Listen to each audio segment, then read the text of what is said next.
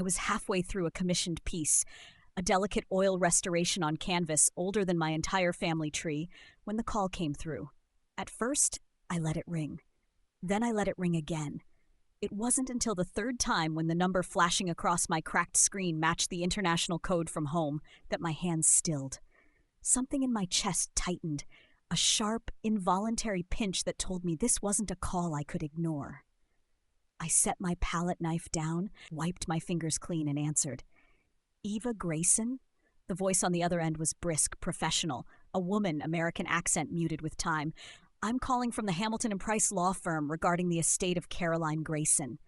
I sat down hard on the nearest stool, the breath punched out of me. For a moment, all I could hear was the distant ticking of the workshop clock, the muted hum of Florence beyond the window. Life, moving on, oblivious. She's dead, then, I said, my voice flat. There was a pause. I'm very sorry for your loss. Loss. The word felt misplaced, misapplied, like putting funeral black on a relationship that had already died years ago. What do you need from me? I asked. The woman hesitated, as if choosing her words carefully. Miss Grayson designated you as the executor of her estate. There's also a personal item she wished to leave in your possession. Executor. Heirloom. 2 words that felt less like gifts and more like shackles. I live abroad, I said. I'm not flying back for a ceremony I wasn't even invited to. There is no ceremony, the lawyer said quickly. Per her will, the funeral was private, family only. Family. The taste of the word soured on my tongue. Still, something gnawed at the edges of my resolve, a half-formed guilt, an old bitter wound. I hated that even now. After everything, part of me still felt tethered to her, to them. What exactly is she leaving me? I asked. A small item. A diary, she replied. Its contents may be of personal significance. A diary. I almost laughed, as if Caroline Grayson had ever been sentimental enough to keep secrets on paper. No, she was the type to seal memories behind polished smiles and locked doors. I glanced at the half-finished painting in front of me. Layers of old varnish removed, the original image emerging, truer and more vulnerable than before. Maybe some things deserved to be uncovered, even the ugly ones. Before I could talk myself out of it, I heard myself say, I'll book a flight. I'll be there within the week. I hung up and stared at my reflection in the studio window, the same sharp cheekbones she used to criticize, the same mouth too stubborn to smile when commanded, the same eyes she never really looked into, at least not to see me. I wasn't doing this for her. I wasn't doing this for closure either. I just needed to see for myself what kind of ghost my mother had decided to leave behind. The plane touched down in New York just after midnight. Cold air seeped through my jacket as I stood outside baggage claim waiting for the car the law firm had sent. I hadn't set foot on American soil in nearly 5 years, and yet everything smelled the same. Exhaust fumes, cheap coffee, the dampness of rain-soaked concrete. Like nothing had changed. Like I hadn't changed. The funeral was scheduled for the next morning, tucked away in a chapel so small and sterile it could have passed for a bank. Only a handful of guests sat scattered across the pews. Distant cousins, a few of my mother's bridge club acquaintances, and 2 or 3 faces I vaguely recognized but couldn't name. Notably absent Olivia. Not even a wreath sent in her name. I suppose some things never changed. Olivia had always been better at vanishing when there was work to be done or consequences to face. I slipped into the last pew without drawing attention. I didn't want condolences from strangers who hadn't known my mother any better than I had. Or worse, from those who had known her all too well. The service was brief, efficient, forgettable. A woman who had dedicated her life to appearances was now being erased by the same careful, sanitized politeness she had spent her life cultivating. I didn't cry. I hadn't cried when I left her house years ago, suitcase in one hand and divorce papers in the other. I wasn't about to start now. When it was over, the lawyer from Hamilton and Price approached me, a woman in her early 50s, glasses perched low on her nose, a manila envelope in hand. Miss Grayson, she said quietly, would you come with me for a moment? I followed her to a small side room. There, atop a polished mahogany table, sat a plain wooden box. No engravings, no locks, no frills. This, she said, sliding it toward me, was designated for you. I stared at it. It wasn't heavy, but it carried a weight all the same. Inside the box was a single object, a diary. bound in cracked leather, the edges worn soft by time. No initials, no flourishes. It looked unassuming, almost fragile.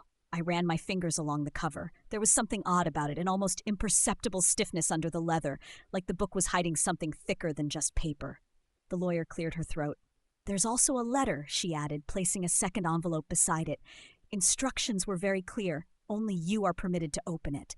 I picked up the envelope, half expecting it to burst into flames in my hand. My name was scrawled across the front in my mother's unmistakable, meticulous handwriting. Eva. Just that. No dearest daughter, no with love, not even I'm sorry, just Eva. "Thank you," I said, tucking both the diary and the letter under my arm. Outside, the rain had started again. Thin, insistent drops tapping against the windows like impatient fingers. I stood there for a moment, watching the world turn gray and blurred, wondering what kind of secrets a woman like my mother would have bothered to record, and why she thought I deserved to inherit them. Maybe some ghosts didn't want to be buried after all. The hotel room was cold, despite the thermostat I had cranked the moment I walked in. Sterile walls, a view of a parking lot, the heavy scent of industrial cleaning products that clung to the curtains. It suited me, temporary, forgettable. I dropped the wooden box onto the bed and stared at it for a long moment before lifting the diary out again. The cracked leather was rough against my palms, like skin left too long in the sun. I hesitated before opening it, bracing for I didn't even know what. Accusations? Regrets? Maybe nothing but shopping lists and half-hearted reflections if I was lucky. The first page was blank, yellowed with age. So was the second. On the third, finally a line scrawled in black ink, "Trust is the first thing to rot." I frowned. Beneath it, in smaller, almost frantic handwriting, "You think you know who loves you. You think blood means loyalty. You think wrong." No dates, no signature, just those words, angry and half-smudged as if written in a rush. I flipped through the next few pages. More cryptic entries scattered across blank spaces like discarded thoughts. "She watches when you're not looking. He lies better when he thinks he's winning. The house has eyes, the walls have mouths." I shivered, despite myself. This wasn't a diary the way I had imagined, no neat recounting of days or mundane gossip. It felt manic, fragmented, less a journal and more a series of warnings. I set it down and rubbed my eyes, trying to shake the unease crawling up the back of my neck. Maybe this was a mistake. Maybe I should have left the whole mess buried with her. But when I glanced back down at the page, something else caught my eye. A folded slip of paper tucked neatly between two pages farther in. I pulled it free. It wasn't handwritten. It was a photograph, old, faded, creased down the middle. 4 people stood smiling stiffly at the camera. My mother, my father, my sister Olivia, grinning, perfect as always, and me, standing slightly apart, forgotten at the edge of the frame. On the back, in familiar, precise handwriting, "This is where it began." A chill slipped down my spine. I had no idea what it meant, but I was starting to realize whatever secrets Caroline Grayson had taken to her grave, she hadn't intended for them to stay buried. And somehow Olivia, whether she liked it or not, was tangled up in all of it. I didn't sleep. Not really. I spent the night hunched over the hotel desk, the diary open in front of me, flipping through page after page as the rain hammered the windows. Some entries were little more than single, jarring sentences. Others rambled in half-formed thoughts. But slowly, painfully, a pattern began to emerge. And it was worse than I had ever imagined. It started innocently enough. Mentions of the golden one and the perfect daughter, always accompanied by an undercurrent of unease. Then the entries grew darker. She knows what he wants. She feeds him what he craves. Attention, validation, flattery. All of it calculated, all of it rehearsed. I didn't have to guess who she was. I knew. Olivia, my sister, the one who had smiled at my wedding, raised a toast at the reception, held my hand when I cried over Michael's distance, while carefully tightening the noose around my marriage. I turned the page, heart thudding against my ribs. It isn't love. It's strategy. He's weak in the ways she needs. She is building her throne atop his ruins. Eva doesn't see it. Eva loves too blindly. My throat closed up. I thought back to the late-night fights with Michael. The way he had withdrawn, grown cold, started finding fault with everything I did. I remembered how Olivia had always been there to comfort me, advise me, smiling, understanding, playing both sides. And I, idiot that I was, had clung to her. At the bottom of the page, barely legible, a note was scrawled as if in desperation. The inheritance will be hers. She only has to ruin Eva completely, and she will. Inheritance. I sat back, the weight of the realization crashing down on me. It had never been about love. Not Michael, not family, not loyalty. It had been about money, assets, control. I tried to piece it together. Michael had always been ambitious but insecure, desperate to prove himself in my parents' world. Olivia must have seen it, played into it, fed his insecurities until he became the weapon she needed him to be. And me, I was the casualty, the necessary sacrifice. A knock rattled the hotel room door, dragging me out of the spiral of memories. I froze. Another knock, louder this time. Cautiously, I approached and peered through the peephole. A man stood on the other side, head down, soaked from the rain. Even through the distortion of the glass, I recognized him instantly. Michael, my cheating ex-husband, the man who had broken me and apparently been broken in return. I didn't open the door, not yet. Instead, I pressed my forehead against the cold wood and whispered into the empty room, "You're too late." But part of me, the broken, bleeding part, knew this was only the beginning. The truth had found me. Now it was my turn to decide what to do with it. The knocking eventually stopped. I stayed by the door long after it went silent, every muscle in my body locked tight with fury and disbelief. Michael, of all people. Of course he would come now, like a vulture drawn to something dying. I shoved the diary into my suitcase, zipped it shut, and paced the narrow room, my mind buzzing. I didn't want to see him. I didn't want to hear whatever excuse he had dragged through the rain to offer me. I was done. I had been done for years. The hotel phone rang sharply, slicing through my thoughts. I stared at it as it vibrated against the bedside table. The caller ID flashed.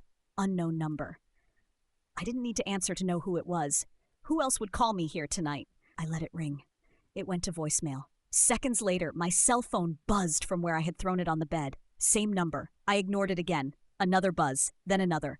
Text messages this time. I crossed the room and picked up the phone, my thumb hovering over the screen. "Eva, please. I need to explain. You don't know the whole story. I didn't have a choice. I laughed. A raw, ugly sound that didn't even sound like me. No choice? Was that supposed to excuse everything? The lies? The betrayal? The years it took me to rebuild myself from the wreckage he and Olivia left behind? Another message popped up. I was forced into it. If you read the diary, you know it wasn't what it seemed. A fresh wave of anger crashed over me. He was trying to twist it, even now, using the same diary I had inherited, my inheritance, my pain, as a weapon to get back into my life. I hurled the phone onto the bed, chest heaving. The sting of betrayal burned sharper now, mixed with confusion that unsettled me far more than anger ever had. What if there was something I didn't know? What if the diary wasn't the full picture either?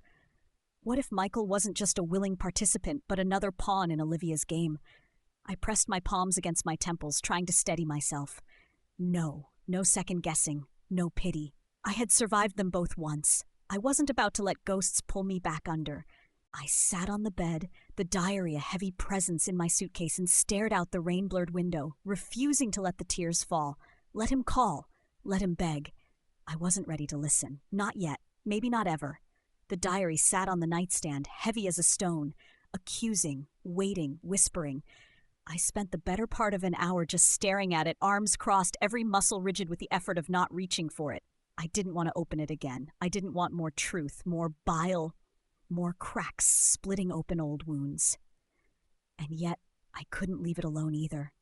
I stood abruptly, snatched it off the table, and marched toward the trash bin. The hotel had left a little metal can under the desk, lined with a thin plastic bag. It would be easy, so easy. One toss and I could walk away from this entire thing. Olivia's betrayal, Michael's pitiful attempts at redemption, all of it. I hovered there, clutching the diary in both hands, heart pounding. This wasn't just a book. It was a tether to a past I had fought like hell to escape. I knelt down, forcing my fingers to loosen. The diary slipped halfway from my grasp. And then, just before it fell, a scrap of paper poking out between the pages caught my eye. Something I hadn't seen before. Torn edges, handwritten words, not my mother's handwriting. No, this was different. Smaller, neater, deliberate. Curiosity, that cursed old companion, flared in my chest. A familiar burn, stronger than fear or anger. With a grimace, I pulled the diary back and flipped it open to the hidden page. At the top, a date, June 14th. I skimmed the first lines and the breath caught in my throat. Tonight, Olivia came to me. She said the plan was nearly complete. She smiled when she spoke of Eva's pain. My stomach twisted. I asked her if she felt any remorse. She laughed. She said it wasn't personal. It was necessary.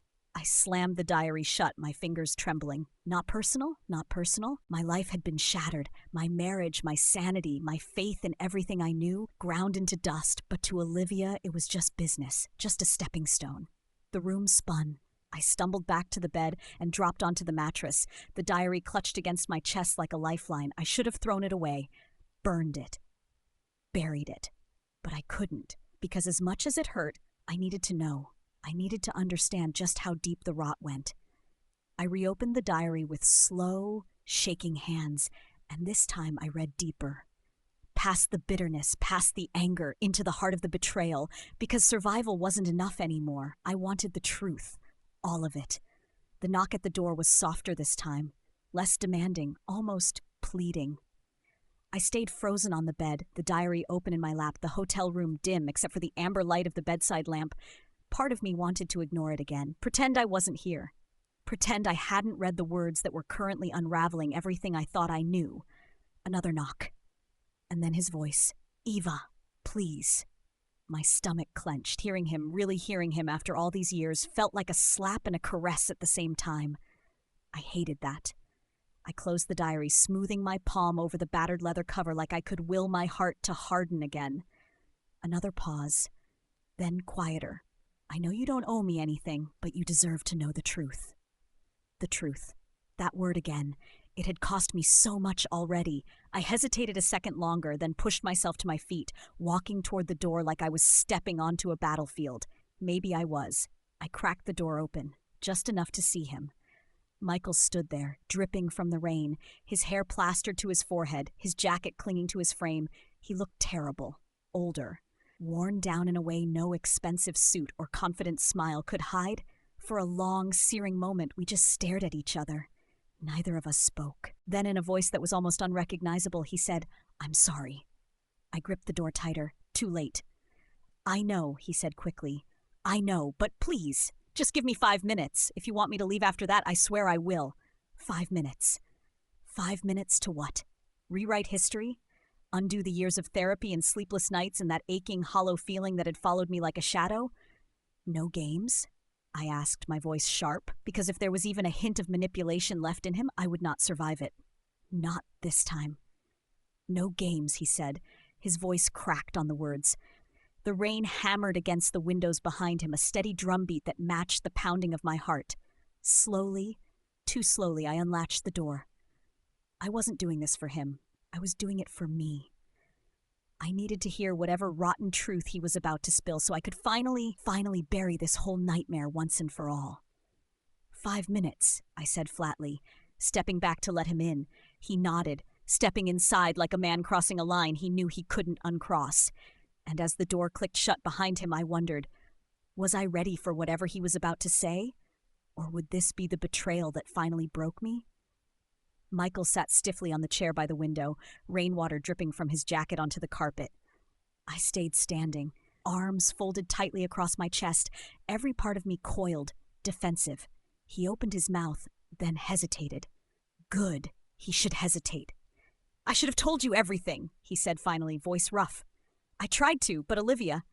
At her name, a wave of old memories hit me like a gut punch. The warm glow of our first apartment, hand-me-down furniture, and tiny victories. Michael walking through the door at the end of a long day, pulling me into his arms. Whispered promises. Shared dreams.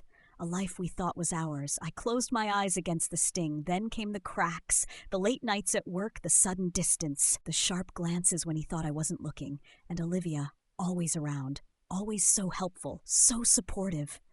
I remembered sitting at a restaurant once, celebrating Michael's promotion.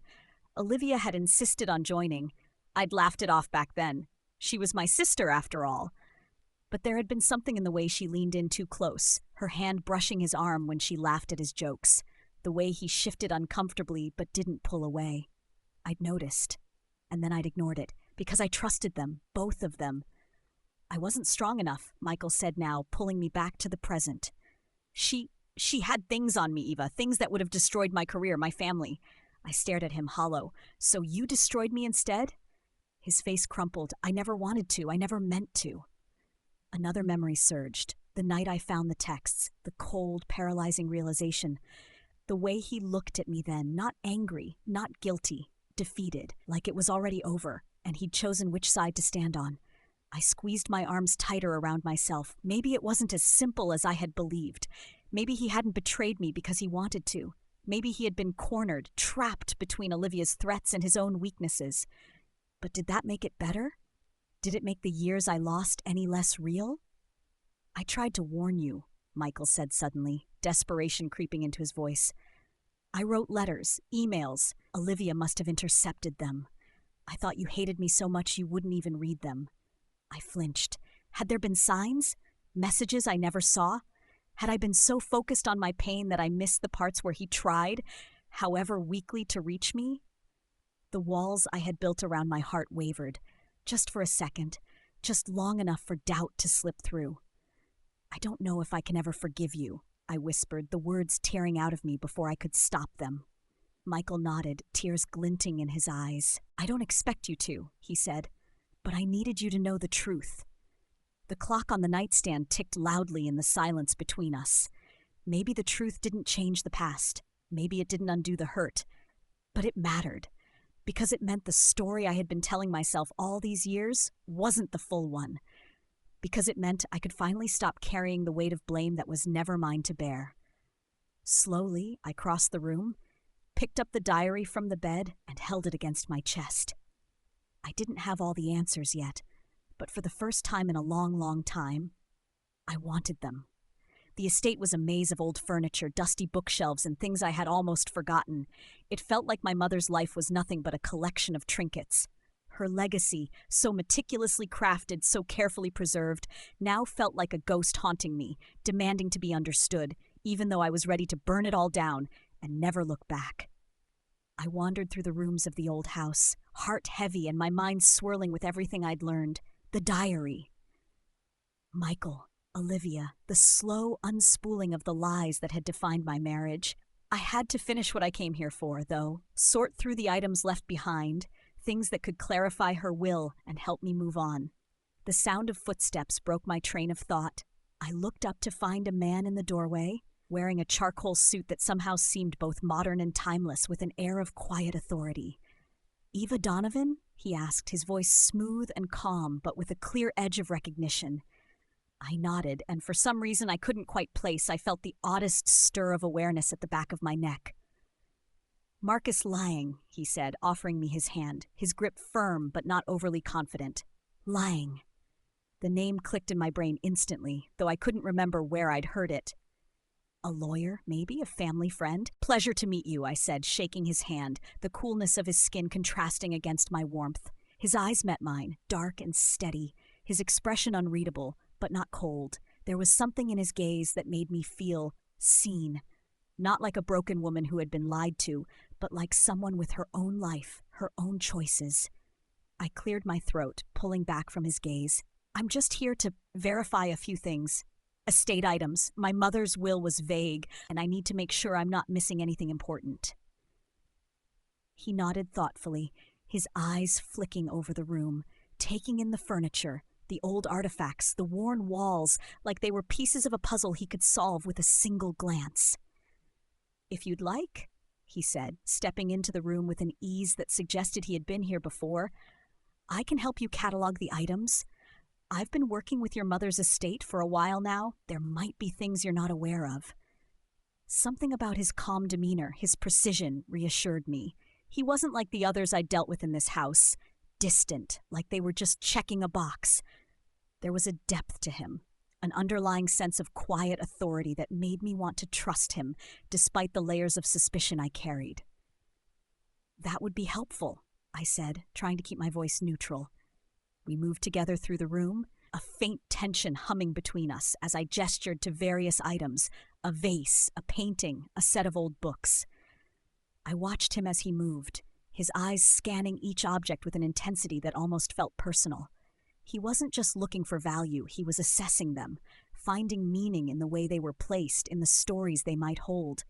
It was odd how much I felt I could see in him in such a short time, how much I wanted to know.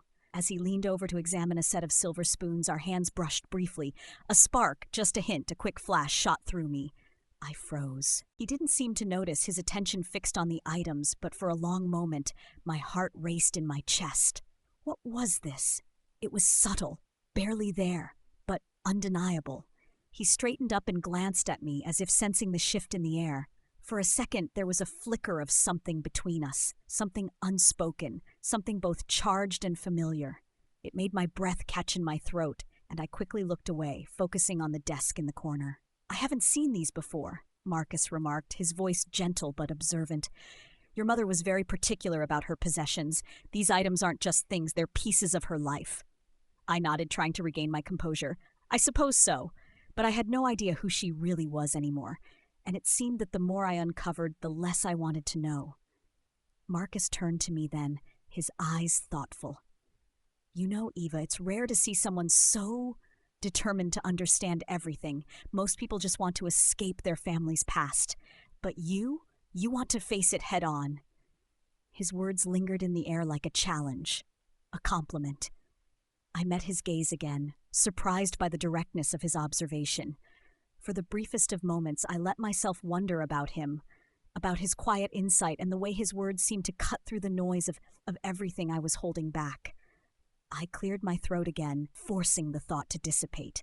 "I'm not sure what I want right now," I said, a little too sharply, "but I can't ignore it anymore." Marcus didn't respond immediately.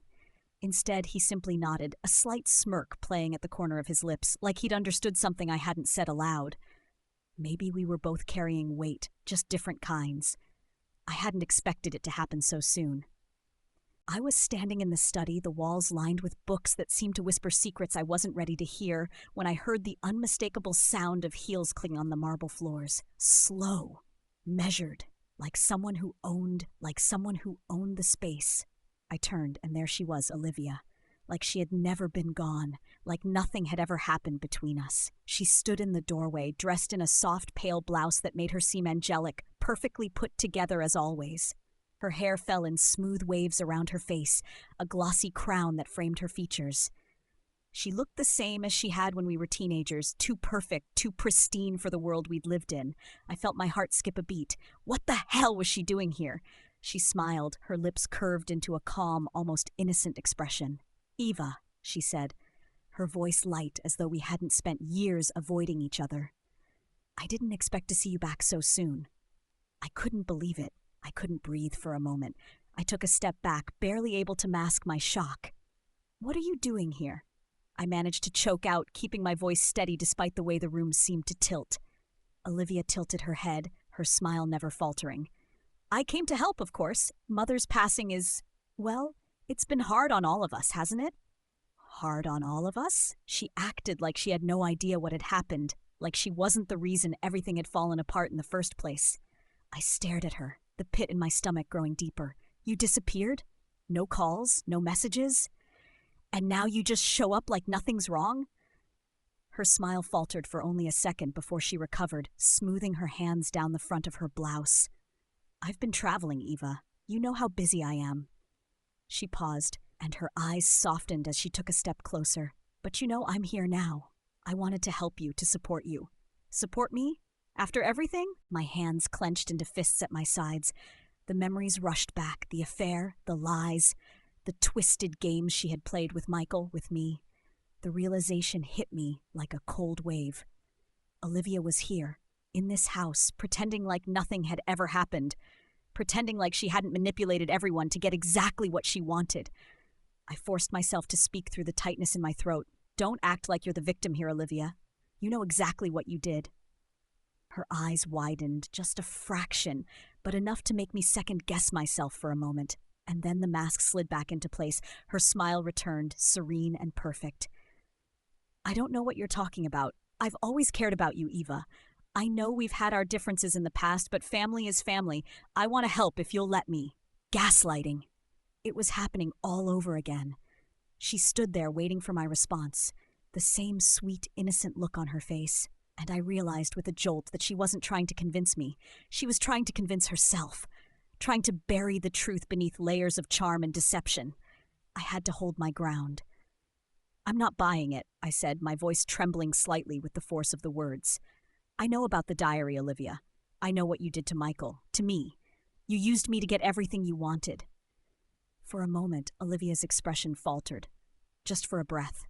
But then she laughed, softly, almost pityingly. "Eva, I think you've misunderstood." Her tone was so patronizing that I felt a spark of anger flare up inside me.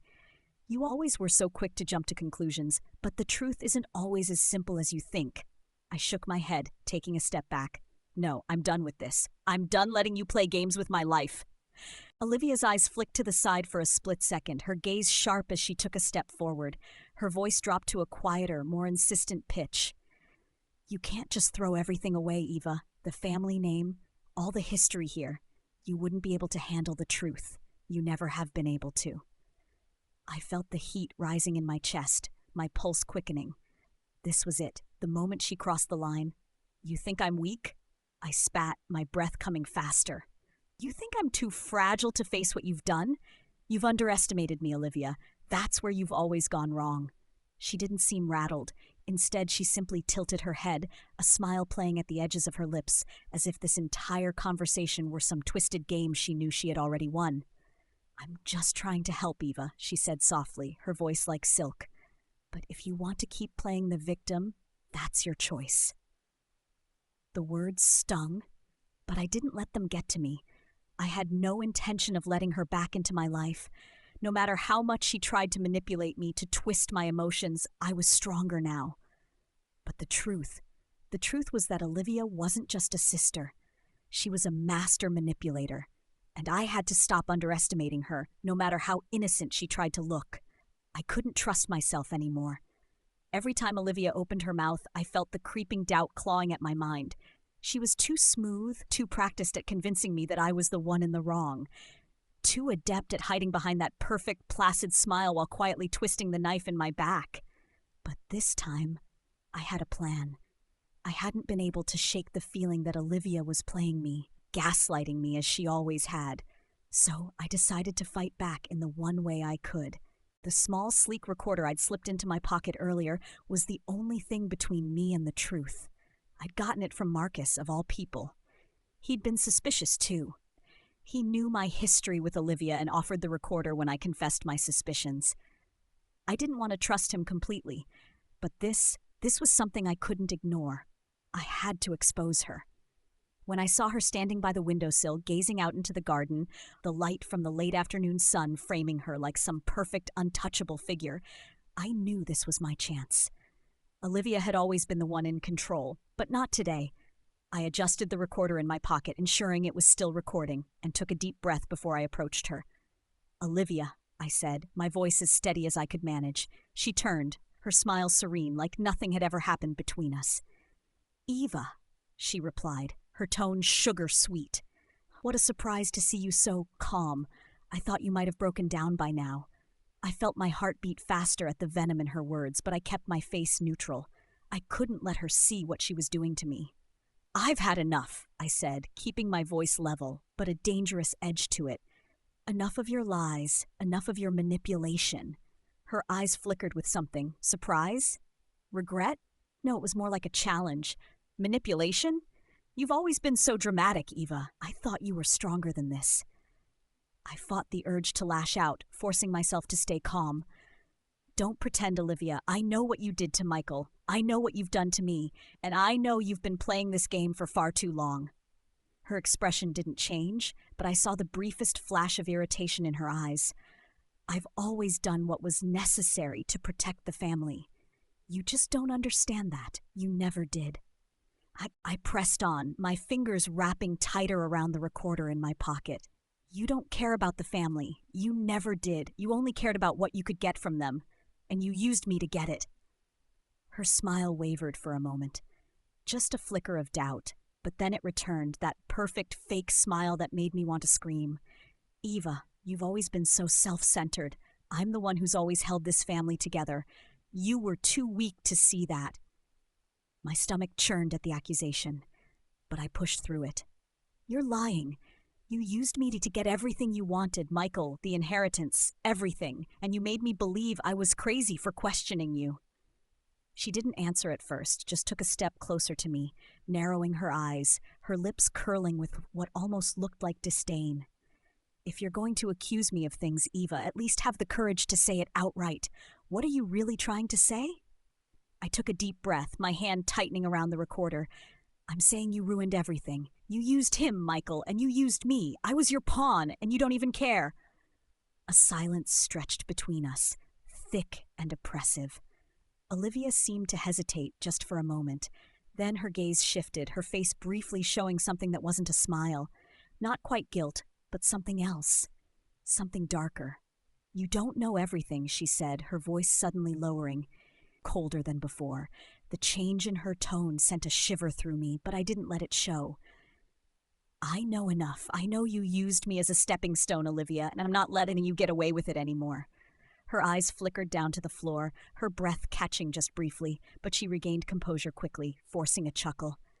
You think I did all this for, what, a few measly possessions? Michael was a fool, Eva, but don't flatter yourself into thinking you were the real prize here. My heart skipped a beat at her words. That slip, the tone, the way she spoke so flippantly about Michael, about everything she had done. It was like she wasn't even trying to hide it anymore. Measly possessions? I repeated, my voice tight with disbelief. You used everything you could, your charm, your lies, to steal from me. And now you're acting like it was nothing. She took a step back, and for a brief moment, I saw it. The mask cracked. I could see the frustration, the cold calculation in her eyes. You don't understand, Eva. I had to do what I did. You were never going to get it. You were too naive, too stupid. And that was it. That was the truth slipping out of her. The mask had slipped for just long enough for me to hear it. The words I'd been waiting for. I'd been right all along. She wasn't sorry. She wasn't even pretending anymore. I stood there, my mind racing, but my heart as steady as a rock. I had it. I had the proof. Olivia had slipped up, and now I had the evidence I needed. I reached into my pocket and stopped the recorder, making sure everything had been captured clearly. Olivia still hadn't noticed. She was too busy trying to reassemble her perfect image. But it was over now. The truth was out. I had her. And this time, she wouldn't get away with it. I didn't sleep that night. Even after everything, the confrontation, Olivia's careless confession caught perfectly on the recorder. I couldn't bring myself to close my eyes. My mind wouldn't stop racing. Every time I replayed her words in my head, my stomach twisted tighter. I needed more than just a recording. I needed something undeniable, concrete. And deep down, I had the feeling that the diary, the so-called heirloom my mother had left me, still held secrets. At 3 a.m, sitting on the floor of my hotel room with the diary spread out on the carpet, I started flipping through it again. I wasn't reading the entries anymore. I was examining it, running my fingers along the spine, the binding, the back cover. That's when I noticed it. The stitching along the back cover was uneven, sloppy, almost like someone had rushed to sew it up. I tilted the diary under the lamplight, inspecting it closer. There, a tiny bump beneath the fabric, something hidden. Without thinking, I grabbed a small pocket knife from my bag and carefully slid the blade under the edge of the fabric. It peeled away with a soft tearing sound, revealing a thin slit in the back cover. Inside, tucked carefully into the hollowed-out space, were folded papers, old, yellowed with time, and brittle at the edges. My hands shook as I pulled them free. The first few were handwritten notes, transactions, dates, names I barely recognized. But then, tucked behind those were photocopies of official documents, bank statements, property deeds, legal forms with forged signatures, and Olivia's name was on almost every single one. I stared in disbelief. There it was, proof, real proof, that Olivia hadn't just ruined my marriage and manipulated my life. She had been systematically draining family assets behind the scenes. She had stolen from my mother, from me, from the family she pretended to protect. There were wire transfers to offshore accounts, falsified valuations of properties sold under market price, shell companies masking the flow of funds, and in the margins of one statement, a familiar scrawl, Olivia's handwriting, listing targets and timelines for asset transfers. Targets. like it was a battle plan. I pressed my hand against my forehead, overwhelmed. How long had she been planning this? Years? Decades? Had my mother known? Was that why she left me the diary? The realization hit me hard. Maybe, in her own twisted way, my mother had been trying to make amends by leaving me this trail of breadcrumbs. Maybe she had known she couldn't confront Olivia herself, and this was her last-ditch attempt to right a lifetime of wrongs. I sat back against the wall, clutching the documents, feeling the weight of it settle on my chest. This wasn't just about betrayal anymore. This was a crime, and I was holding the evidence that could bring Olivia down for good. A part of me, the old Eva, the one who used to crave peace, who used to believe in second chances, hesitated. But the woman I had become, the one who had rebuilt her life from ashes, she wasn't about to let Olivia get away with it. Not this time. I gathered the papers carefully, sliding them into a folder. My hands were steadier now. My mind was sharp, focused. Tomorrow, I would meet with Marcus. I needed someone I could trust, someone who understood the legal system here. And then I would decide exactly how to end this, once and for all. I wasn't expecting him. I had just stepped out of the elevator, documents securely tucked in my bag, ready to meet Marcus. My thoughts were a flurry of legal implications, next steps, and how to frame the truth when I saw him, Michael, waiting by the lobby lounge, dressed too casually for someone carrying decades of guilt. Our eyes met. I froze. He stood slowly, like he wasn't sure if he should come closer. "I just need 5 minutes," he said, his voice hoarse. "Please." I almost walked past him.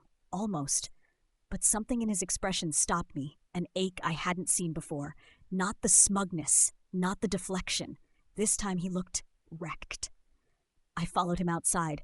We stood under the awning in silence for a few moments, the distant sound of traffic humming like static. "I never wanted you to find out this way," he started. I crossed my arms. "Which way, that you were a coward, or that you were manipulated by a woman who's made betrayal an art form?" His eyes flinched. "Both." I waited. He let out a long breath, bracing himself like someone peeling back a wound. "Olivia came to me before the wedding, said there were complications with the family inheritance. She spun this story, told me if you married without signing a prenuptial agreement, your trust would automatically transfer. She claimed you didn't know about it, that you were being set up." I blinked. "That's not true." "I know," he said quietly. "I found out later that she was the one trying to manipulate the trust. But back then, I thought I was protecting you." I stared at him. "So your way of protecting me was to cheat on me with my sister?" He winced. "She threatened to expose your mother's mental health records, make it look like you were unstable, unfit to inherit anything. She had fake reports, photos. She said if I didn't go along with her plan, she'd destroy you completely. I panicked. I thought if I made you hate me, you'd leave me and she'd back off." "You could have told me," I said, my voice shaking. "You could have trusted me." "I didn't trust myself," he whispered. "I was scared, weak, and by the time I realized the full extent of what she was doing, I'd already ruined everything. I let her use me. I became exactly what she wanted, a puppet, your fall guy." My chest was tight. I hated how part of me wanted to believe him. "I never stopped loving you, Eva," he added. Not for a second. I closed my eyes, willing the tears not to come. "Do you know what it felt like," I said, voice low, "to lie awake every night wondering what I did wrong? To question my own worth because the two people I trusted most turned me into a joke?" His voice cracked. "I know, and I'm sorry. I thought if I became the villain, you'd be free." I looked at him then. Truly looked at him.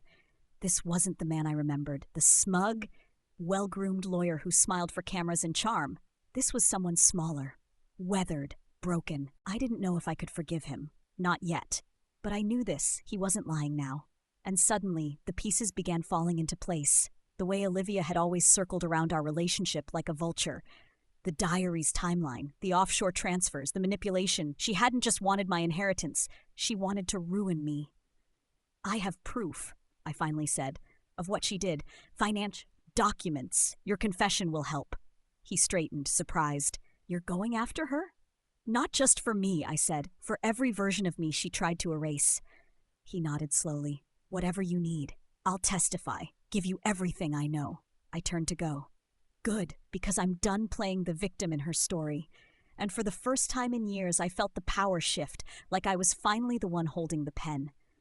Marcus slid a manila envelope across the cafe table between us. "This is everything you asked for," he said, tapping the edge. "Initial assets, Olivia's shell companies, offshore wire trails. She's been busy." I glanced around, noting the sleepy pace of the corner cafe, the hum of conversation shielding us from prying ears. Then I opened the file. Inside were spreadsheets, notarized copies, and account summaries, meticulously organized. My stomach turned at the numbers. Olivia hadn't just dabbled in fraud. She'd orchestrated an empire of quiet theft under family noses for years. "She started siphoning after your mother's first hospitalization," Marcus added, "bit by bit, under trust-authorized signatures. Clever, but not clever enough." "Do we have enough to go to the authorities?" I asked. "Yes, but that's not the question you're really asking." I met his eyes, calm, assessing, unwavering. "You're asking," he said slowly, "if you want to burn her down or watch her destroy herself." I didn't answer right away. Not public yet, I decided. Not until I know exactly how deep it goes. I want a quiet investigation. Quiet and thorough. Marcus gave a slight nod. "I know a forensic accountant who owes me a favor. Discreet, loyal." Good. I took a sip of my coffee. It tasted better now, sharper, more alive. My fingers tapped against the edge of the file. "Michael's on board. He agreed to give a full statement." Marcus raised an eyebrow. "That's unexpected." "I'm not letting him off the hook," I said firmly. "But if I can use his guilt to build the case, I will." For a moment we sat in silence. The sun filtered through the blinds, casting golden stripes across the paperwork. For the first time in weeks, I felt like I was no longer walking through fog. I was hunting in it. "She underestimated you," Marcus said suddenly. "So did he," I murmured. I stood, slipping the folder into my tote. "Keep digging, and let me know if you find anything about my father's old holdings. Olivia may have buried more than numbers." His gaze lingered a beat longer than necessary. "You're not the same woman they betrayed, Eva?" "No," I said. "I'm the woman who survived her." And as I stepped into the sunlight, I wasn't just chasing justice anymore. I was reclaiming everything they tried to take. The whispers came first. I noticed them at the estate lawyer's office when Mrs. Fontaine, the same woman who used to kiss my cheek at garden parties, barely nodded at me and turned to speak in hushed tones with another woman in pearls. Then came the texts. "Are you okay? Heard something wild about you. Why would Olivia say that?" I didn't respond. By the third day, my inbox was filled with thinly veiled concern and outright suspicion. I was being painted as greedy, bitter, an ungrateful daughter back to loot what was left of the family fortune. It was Olivia, of course. "She's always had a flair for drama," Marcus said when I showed him the online posts. Small mentions, subtle jabs. "She's testing how far she can go." "She's trying to isolate me," I said, flipping my phone screen down with disgust. "Rewrite the story before I tell the truth." "She's under pressure," he added.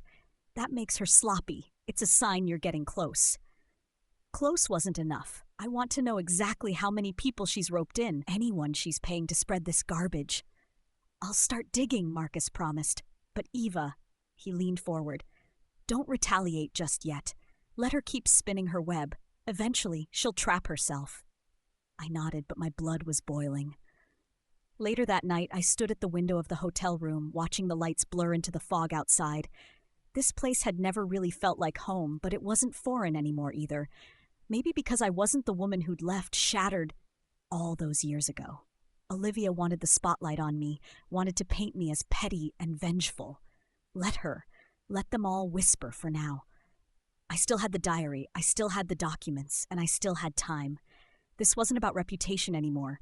It was about truth, about justice, about reclaiming my voice in a family that had tried to silence it for decades. Let her strike. I would be ready.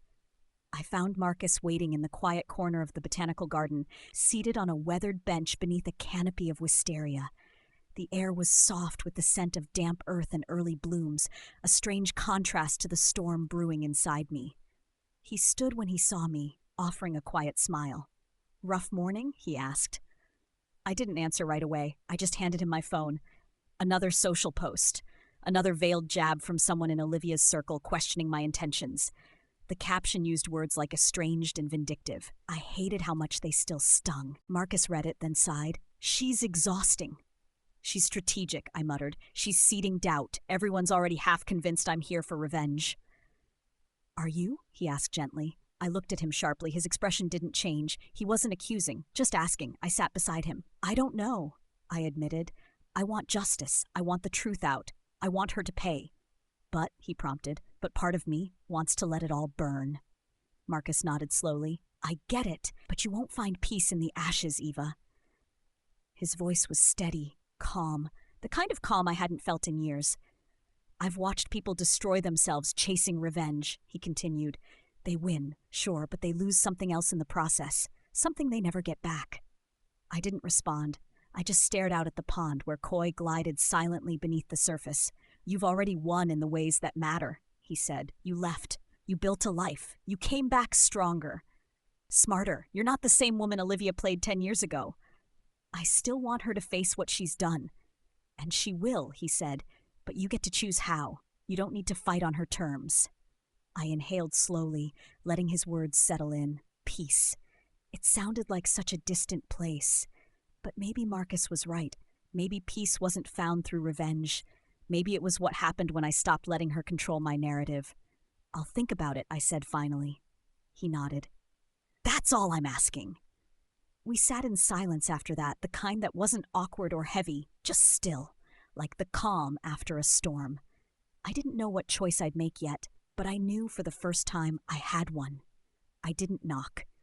I pushed open the heavy oak doors of the old family library, our father's favorite room, and found Olivia seated exactly where I knew she'd be, perched in the antique leather chair with a glass of wine in hand, dressed like she hadn't aged a day. Cold, controlled, she didn't flinch when she saw me. Well, she said smoothly, look who's still playing detective. I stepped into the room, letting the door click shut behind me. I'm done playing. She raised an eyebrow. Oh? Have you finally decided to go back to whatever self-righteous little life you built overseas? I pulled the diary from my bag and tossed it onto the coffee table in front of her. She barely glanced at it. That old thing again? This time, I said, my voice sharp and steady. I read everything, all of it. The pages you thought no one would find, the ones tucked behind the lining, the entries where you spelled it all out, how you convinced Michael I was cheating, how you fed him lies, how you manipulated both of us just to get your hands on the trust fund. Her smile faltered, but only slightly. You're reaching. I pulled out the second folder, copies of the financial documents hidden inside the back cover. Offshore accounts, redirected transfers, funds moved under fake names, names tied back to your university roommate. Want to keep pretending this is all coincidence? There was a moment of silence. Then Olivia stood, and when she spoke, the mask finally cracked. You always had to be the golden one, didn't you? She hissed. Daddy's little genius, Mom's precious angel. And what did that make me? Second best? Disposable? You chose this, I said. You chose lies, manipulation. You didn't have to ruin me to get what you wanted. Oh, don't be naive, she snapped. You think the world hands you what you want just because you're good? No, Eva. You take it. You make it yours. She stepped forward, her face inches from mine. And if I have to burn it all down to keep what's mine, I will. I didn't move. I didn't blink. Then you won't mind when the authorities see these copies, I said coolly. They're already in the hands of someone I trust. The silence that followed was deafening. Olivia's breathing had turned shallow, rage bubbling just beneath the surface. You're bluffing. Try me. For a moment I thought she might actually strike me. But instead she let out a sharp laugh, bitter and wild, and threw the wine glass against the fireplace. It shattered with a scream of glass and red. You think you've won? She spat. You haven't. Not really. You're still broken, still angry, and you always will be. Maybe once she would have been right. But not anymore. I picked up the diary from the table and turned to leave.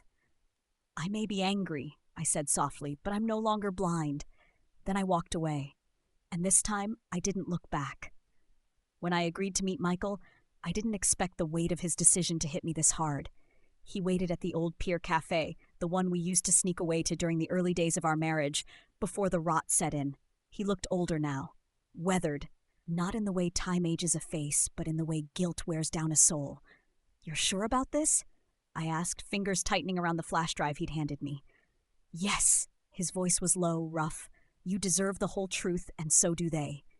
They'll tear you apart. I know. He looked at me then, eyes bloodshot but clear. I ruined you once. I'm not letting her finish the job. The plan was simple, a press conference. Not the glitzy kind, no podiums or publicists. Just Michael and me, a few key journalists and hard evidence, financial records, excerpts from the diary, a statement he prepared himself. I watched him as he read it aloud in a trembling voice. I believed the worst about my wife because I wanted to. I let someone whisper poison into my ears, her sister Olivia. I failed Eva not just as a husband but as a human being. She was innocent, and I chose to destroy her. The room was silent, not out of politeness, but from the shock of hearing a man unravel himself so publicly. I offer this confession not to redeem myself, but to protect the only person who ever truly cared for me. I was weak, but Olivia was calculated. What you see here today, these documents, this diary, it all points to years of financial deception, emotional manipulation, and blackmail.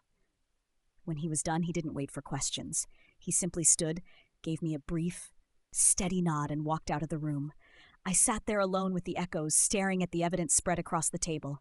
The truth, finally spoken, unvarnished. And strangely, I didn't feel victorious, just lighter. Michael had burned what was left of his reputation to shield me from the last of Olivia's venom. Not because he wanted me back, but because, maybe deep down, he finally understood the cost of silence.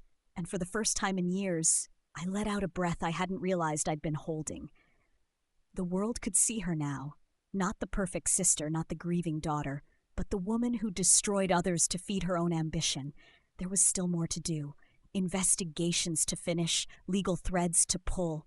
But the hardest part, that was done. I sat in the hotel room with the final report spread out in front of me. The evidence against Olivia was overwhelming: embezzlement, forgery, tax evasion. Every crime neatly cataloged, every trail leading back to her. All I had to do was sign the complaint and she'd be buried under years of legal hell. But my pen hovered, not out of pity, not even mercy. I just didn't want to become her. Olivia had spent her life trying to hurt others to feed her power. She'd stolen, lied, schemed. She'd taken from me and Michael and countless others, carving her way through the world with a smile sharp enough to kill. And here I was with the chance to strike back, legally, morally, cleanly, but it still felt like playing her game. Marcus called as I stared at the unsigned document. His voice was warm, calm, like a lighthouse in fog. "You don't sound like someone who just got her justice," he said softly. "I don't know what this is anymore. Justice? Revenge? Closure?" I swallowed. Maybe all of it. Maybe none. "You've already won, Eva. You pulled the truth into the light. You survived it." I closed my eyes. Survived. That word sat with me for a long time. After the press conference, Olivia had vanished. Rumors swirled, of course. She was hiding abroad or checked into a clinic or lit up, but none of it mattered anymore. I had no interest in dragging her through the courts. She wanted my name to be ruined, my life to be destroyed. But here I was, alive, healing, free. I didn't need a gavel or a prison sentence to prove I had risen. So I tore the complaint in half, then into quarters, then into pieces too small to recognize. I let them fall like ashes into the waste bin. "Are you sure?" Marcus asked when I told him. "Yes," I whispered. "I'm done playing her game. I'm choosing peace." There was silence on the line. Then his voice again, steady and full of something I hadn't dared believe in for a long time. "Then it's over, Eva. You can start again." I looked out the window. The sky was pale with morning light. A new day. And for the first time in years, I felt like I could live it, not as a victim or even a survivor, but as a woman stepping forward. Whole, unbroken, free. The cemetery was quiet, as if the earth itself held its breath. My heels sank softly into the grass as I made my way toward the grave. A modest headstone marked the spot. Margaret Astor, beloved mother, 1958 to 2025. The words felt like a lie, carved in stone. I hadn't planned to come here. In fact, I had avoided it like a wound I refused to touch. But now, with the truth laid bare, with Olivia gone to lick her wounds, with Michael fading into memory and Marcus quietly holding space beside me, it felt necessary. I crouched before the grave and laid a single white lily on the soil. My fingers lingered at the stem, unsure. "I hated you," I said softly, "for a long time. For what you let happen, for what you never saw." The wind picked up, rustling the bare trees. A chill moved through me, not just from the weather, but from memory. Of cold glances across dinner tables, of silence when I cried, of favoring Olivia always, no matter what damage she left behind. But I also know now, I whispered, that you were afraid, that you were raised to believe power mattered more than kindness, that appearances were worth more than love. I took a shaky breath, and I'm done carrying that legacy. I didn't need to scream. I didn't need to cry. All the anger had burned itself out, leaving something quieter behind. I forgive you, I said, standing, but I won't forget. I won't forget what was taken from me, or what I had to become to get it back. I paused, but I'll live, and I'll be better. The clouds above parted just slightly, letting a shaft of light kiss the stone. It was a small thing, but I smiled. As I turned to leave, I felt lighter. Not because it didn't hurt anymore, but because I could carry the hurt and still walk forward. Florence was exactly as I remembered it, sun-warmed stone streets, the scent of espresso curling through alleyways, the soft hush of church bells in the afternoon. But this time, it felt different. This time, I wasn't running from something. This time, I had chosen to come home. Marcus carried our bags into the restored villa, his smile as steady as the Tuscan hills beyond the windows. He didn't ask questions. He never tried to fix me. He simply stood beside me, patient, present. The studio was waiting. Light spilled across the wooden floor, catching on the canvases I'd started months ago. Half-formed portraits of resilience and ruin, of soft beginnings. And then the doorbell rang. It was a small brown parcel, no return address. Just my name, handwritten in a looped, unfamiliar script. I opened it slowly, fingers careful, as if the box might contain the past itself. Inside, nestled in aged tissue paper, was a photograph. Me maybe 5 years old, missing a front tooth, grinning like the world belonged to me. My mother knelt beside me, arms wrapped around my tiny frame, her eyes unguarded, laughing. I didn't remember the moment, but the feeling. It was there, warmth, safety, something fleeting but real. I sat down on the floor, holding the photo to my chest. Maybe everything hadn't been a lie. Maybe once, before the poison seeped in, before the betrayal and manipulation, there had been love. Not perfect. Not enough. But love all the same. I rose and placed the photograph gently beside the diary on my bookshelf, one proof of the lies, the other a flicker of truth. Testaments to the pain I had endured, to the choices I had made, to the woman I had become. No longer someone's pawn, no longer defined by revenge, no longer bound by blinds or betrayal. I was my own legacy now. And as the sun poured through the windows, gilding the walls in gold, I smiled for real this time and began to paint.